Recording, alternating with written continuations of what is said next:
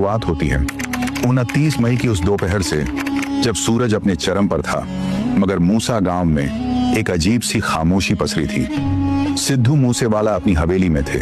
आमतौर पर जब भी वो घर से निकलते थे तो उनके साथ उनकी बुलेट प्रूफ फॉर्च्यूनर होती थी और साथ में हथियारों से लैस गनमैन का एक पूरा काफिला होता था।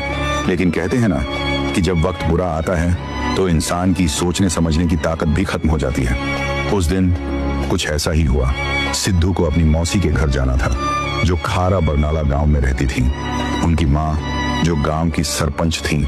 सिद्धू उनसे बात करके घर से निकले, पर सबसे अजीब बात यह थी कि उस दिन सिद्धू ने अपनी जान बचाने वाली बुलेट प्रूफ फॉर्च्यूनर को गैराज में ही छोड़ दिया।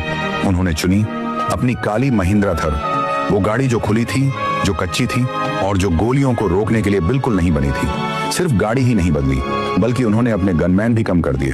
उनके पास उस वक्त भी पंजाब पुलिस के 2 कमांडो थे, लेकिन थार में जगह कम होने के कारण उन्होंने उन दोनों गनमैन को साथ ले जाने से मना कर दिया और उन्हें घर पर ही रहने का आदेश दिया। सिद्धू खुद ड्राइविंग सीट पर बैठे। उनके बगल में उनके पड़ोसी और दोस्त गुरविंदर सिंह बैठे और पिछली सीट पर उनके चचेरे भाई गुरप्रीत सिंह। शाम के करीब 5 बजे काली थार हवेली के बड़े गेट से बाहर निकली।